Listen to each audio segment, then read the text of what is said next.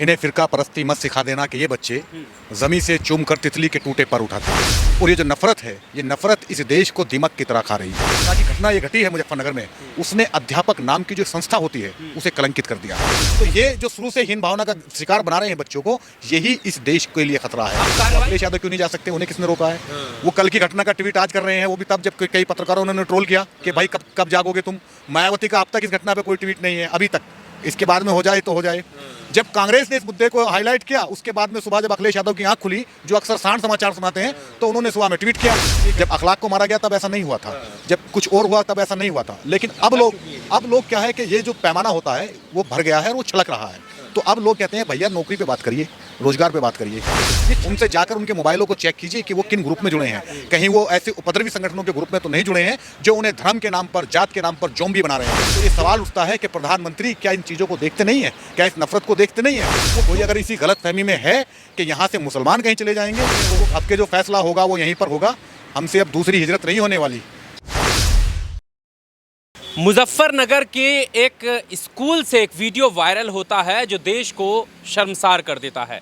Video ऐसा जिसकी चर्चा हो रही है कि आखिर ये नफ़रत जो है वो स्कूल के उन नौनिहालों में क्यों घोली जा रही है।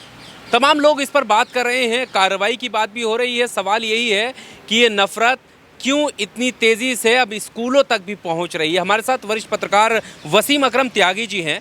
किस तरह से देखते हैं अब तक जो नफ़रत रैलियों में, यात्राओं में दिखती थी, अब वो नफ़रत क्या स्कूल में उन नौनिहालों के बीच में ही पहुंच रही है? मुनव्वर राना का एक शेर है, इन्हें फिरका परस्ती मत सिखा देना कि ये बच्चे ज़मी से चूम कर तितली के टूटे पर उठाते हैं। ये उन्होंने तब कहा था जब इस देश में राम मंदिर के नाम पे एक बहुत बड़ा आंदोलन चल रहा था और समाज में नफरत घोलने का प्रयास लगातार जारी था। लेकिन वो नफ़रत अब जो दिखने लगी है, वो नफ़रत जो अब स्कूल में पहुंच गई है, वो नफ़रत जो अब व्हाट्सएप पे है, वो नफ़रत जो टेलीग्राम पे है, वो नफ़रत जो फेसबुक पे है, वो नफ़रत अब आपके घरों में है। और ये जो नफ़रत है, ये नफ़रत इस देश को दीमक की तरह खा रही है। जिस तरह की घटना ये घटी है मुजफ्फरनगर में, उसने अध्यापक नाम की जो संस्था होती है उसे कलंकित कर दिया है। उसने सोचने पर मजबूर कर दिया है कि ये लोग इस देश को कहाँ ले जा रहे हैं। और वो कौन लोग हैं जो सुबह ही व्हाट्सएप फॉरवर्ड पे भेजते हैं कि मुसलमान ऐसे होते हैं, मुसलमान वैसे होते हैं। तो ये जो इनके जो गुरु हैं, जो नफ़रत का कारोबार करते हैं और जिन्हें माला पहनाते हैं, सम्मानित करते हैं, अब सब दिख रहा है वहाँ पर कि उस जो अध्यापिका है उसके समर्थन में वहाँ पर वो श्रीकांत त्यागी नाम का एक आदमी है, वो जा रहा है। ये श्रीकांत त्यागी कौन है?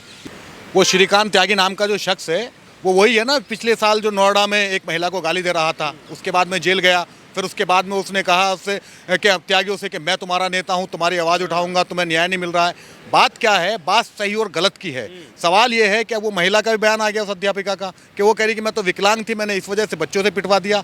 बात यह है कि तुमने उसे जो पिटवाते हुए शब्दों का इस्तेमाल किया कि ये मोमडन है। क्या होता है मोमडन? तुम्हें पीटना था, बच्चे ने गलती की, टीचर को अधिकार है कि उसे पीटे, उसे सजा देने का अधिकार है। लेकिन आप उसी के सहपाठियों से उसे पिटवा रहे हैं धर्म के आधार पे, और ये कह रहे हैं कि इसे पीटिए इसको। क्या दिखाना चाह रहे हैं? कल को ये बच्चे बड़े होंगे, उस बच्चे को क्या कहकर संबोधित करेंगे कि हमने तुझमें चांटे मारे थे वहाँ पे, अब इस तरह से हमने तुझे पीटा था। तो ये जो शुरू से हीन भावना का शिकार बना रहे हैं बच्चों को, यही इस देश के लिए खतरा है। अब कार्रवाई को लेकर आपको कितनी उम्मीद है कि ऐसी जो ये घृणित घटना है, नज़ीर बने इस तरह की कोई कार्रवाई देखने मिलेगी? कार्रवाई की तो बात यहाँ तक है कि इसी उत्तर प्रदेश में एक टीचर थे, उन्होंने लपे आती है दुआ बन के तमन्ना मेरी, ये उस स्कूल में हुआ करती थी।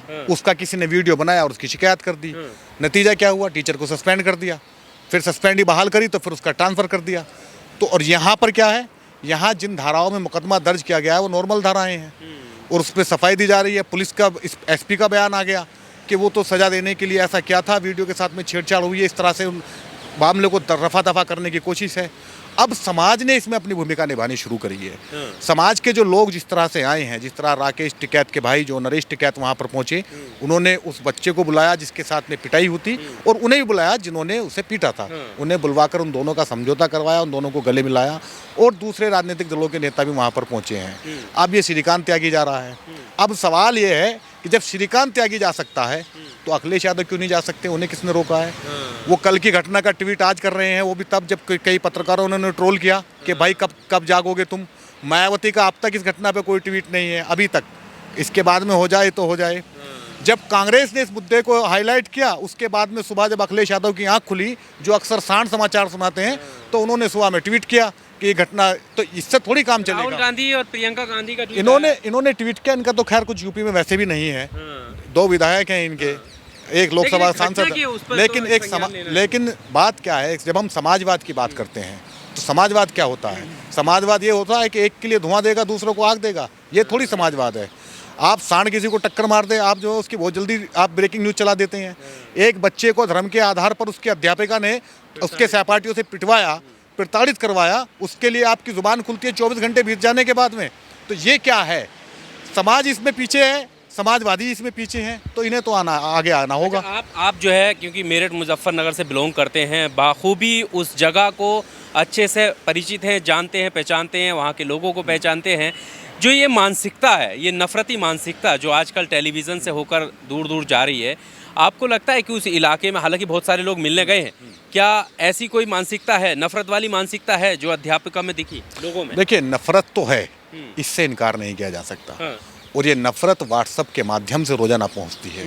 अगर आप अपनी आंखें भी बंद कर लें तो भी स्टीरियोटाइप नफरत इतनी ज़्यादा कर दी गई है कि ये पहुंचती है। और आम आवाम में है, मगर उसकी मात्रा धीरे धीरे कम हो रही है। हाँ। लोग जब देखते हैं ना कि नफरत से किसका भला हुआ है, हाँ। तब वो पीछे हटते हैं। लेकिन सवाल ये है और ख़तरा ये है कि वो लोग जो अब अपनी ज़िंदगी के आखिरी पड़ाव पर हैं, जिन्होंने ज़िंदगी से लंबा अनुभव लिया है, यही इसी स्थिति में है लगभग वो टीचर जिन्होंने इस घटना को अंजाम दिलाया। तो वो लोग जब इस तरह की मानसिकता से ग्रस्त होते हैं, जब उनके दिमाग में इस तरह का सांप्रदायिक कोढ़ लगा हुआ है, तब सोचने वाली बात है कि इन्होंने आखिर इस देश को ये क्या देकर जाना चाहते हैं। ये सोचने का विषय है। समाज में तो नफरत है, लेकिन समाज उसका बाइकाट कर रहा है। समाज अब धीरे धीरे चीज़ों को भी समझ रहा है, बाहर। हाँ, कि लोग अब आ रहे। पहले ऐसा नहीं हुआ था। जब अखलाक को मारा गया तब ऐसा नहीं हुआ था, जब कुछ और हुआ तब ऐसा नहीं हुआ था। लेकिन अब लोग क्या है कि ये जो पैमाना होता है वो भर गया है और वो छलक रहा है। तो अब लोग कहते हैं भैया नौकरी पे बात करिए, रोजगार पे बात करिए।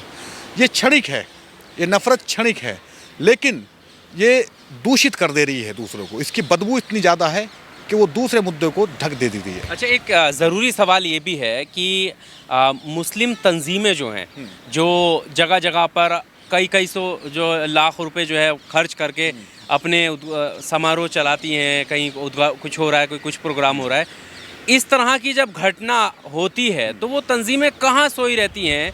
क्या उन्हें बाहर निकल कर नहीं आना चाहिए? क्या कार्रवाई की बात नहीं करनी चाहिए? कहाँ हैं वो लोग? डेलीगेशन जाते हैं, उनके फ़ोटोबाजी कराते हैं और फिर चले आते हैं। कहते हैं कि, और वही एक उनका रटाया वो है कि सख्त कार्रवाई की मांग कर रही हैं सरकार से। ये क्या है, वो क्या है? सवाल ये है कि ऐसी घटना ना हो आगे भविष्य में, उसके लिए क्या आपके पास में रोड मैप है? बड़े बड़े सम्मेलन तो आपने कर लिए, नतीजा क्या है उनका? इसी दिल्ली के रामलीला मैदान में हर साल जो है गंगा जमनी तहजीब के और सांप्रदायिक सौहार्द के सम्मेलन होते हैं, लेकिन लिंचिंग खत्म हुई क्या? दंगे रुके क्या? जो सांप्रदायिक द्वेष इस देश समाज में भरा जा रहा है वो ख़त्म हुआ क्या? नहीं हुआ। क्यों नहीं हुआ? क्योंकि सम्मेलन करना हल नहीं है। आप समाज में जाइए, उन लोगों से कहिए, जा कर के वहाँ पर लोगों की जो मोहल्ला कमेटियाँ हैं उनसे मिलिए, उनसे जाकर उनके मोबाइलों को चेक कीजिए कि वो किन ग्रुप में जुड़े हैं। कहीं वो ऐसे उपद्रवी संगठनों के ग्रुप में तो नहीं जुड़े हैं जो उन्हें धर्म के नाम पर, जात के नाम पर जोम्बी बना रहे हैं, जो उन्हें मुसलमानों का डर दिखाकर उन्हें मानव बम के रूप में तब्दील करना चाहते हैं। आप उसे देखिए उस चीज़ को, और उसके बाद में इसका हल होगा। उससे पहले यहाँ रामलीला मैदान फुल कर दिया या आपने कोई और रैलियाँ निकाल दी, इससे हल होने वाला नहीं है। ये ठीक है, चर्चा इसकी रहेगी 24 घंटे, 24 घंटे के बाद में चर्चा ख़त्म हो जाएगी। अब जिम्मेदारी आ जाएगी परिजनों पर, जो बच्चों के अभिभावक हैं, वो बच्चों को बताएं कि हम भारतीय हैं और इंसान हैं, सबसे पहले इंसान हैं, उसके बाद में हम हैं जो भी कुछ हैं, इंसान है। तो एक इंसान होने के नाते इंसान का ये फ़र्ज़ है कि कम से कम इंसान से तो नफरत ना करे, इंसान से तो भाईचारा निभा कर रखे। इस देश में गाना गाया जाता था, तू हिंदू बनेगा ना मुसलमान बनेगा, इंसान की औलाद है इंसान बनेगा। इस देश में जब इस कदर नफरत बढ़ चुकी है कि जहाँ पर एक वर्दी वाला किसी इंसान को इसलिए मार देता है कि उसका धर्म दूसरा है, जहाँ पर एक फोटोग्राफर आपने देखा होगा आसाम का वो वीडियो दरांग जिले का, किस तरह वो लाश के ऊपर कूदा था और किस तरह उसने निर्दयता से बेरहमी के साथ में उस शख्स के ऊपर, जो लगभग मर चुका था जो आदमी, उसके ऊपर कूद कर अपनी क्रूरता का परिचय दिया था।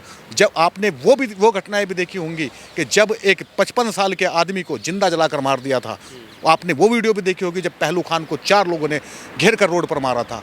ये तमाम चीज़ें जब आती हैं सामने तो ये दिखाती हैं कि ये जो और उस पर प्रधानमंत्री की चुप्पी, तो ये सवाल उठता है कि प्रधानमंत्री क्या इन चीज़ों को देखते नहीं हैं, क्या इस नफ़रत को देखते नहीं हैं? वो क्यों नहीं उस डायलर टोन को इस मुल्क के हर एक आदमी के लिए अनिवार्य कर देते कि तू हिंदू बनेगा ना मुसलमान बनेगा, इंसान की औलाद है इंसान बनेगा? क्यों नहीं कह देते कि उनका अभी ये 15 अगस्त आया था, आज़ादी का अमृत महोत्सव के लिए आपने डायलर टोन लगाया था ना लोगों के मोबाइलों पर, कुछ और आएगा लगाया था ना आपने, कोरोना आया था, कोरोना से खतरनाक बीमारी है ये, आपने कोरोना के लिए गाइडलाइन जारी की थी, लोगों की किसी को फ़ोन करते थे आपने भी सुना होगा कि कोरोना में ऐसे करें, 2 गज की दूरी रखें, मास्क लगाएं। आप बताइए ना कि इस तरह का एक मैसेज आप फ़ोन पर क्यों नहीं लगा सकते कि सभी भारतीय हैं और इंसान और इंसान के बीच में भेदभाव ना करें, ना जाति के आधार पर, ना क्षेत्र के आधार पर, ना भाषा के आधार पर, ना लिंग के आधार पर, कोई भेदभाव ना करें, सब भारतीय हैं और सब यहीं रहेंगे, कोई कहीं नहीं जाने वाला यहाँ से। कोई अगर इसी गलतफहमी में है कि यहाँ से मुसलमान कहीं चले जाएंगे तो वो गलतफहमी को दूर कर ले, कोई कहीं नहीं जा रहा, सरहदें बंद हो चुकी और राहत इंदौरी का शेर भी है वो, अब के जो फैसला होगा वो यहीं पर होगा, हमसे अब दूसरी हिजरत नहीं होने वाली।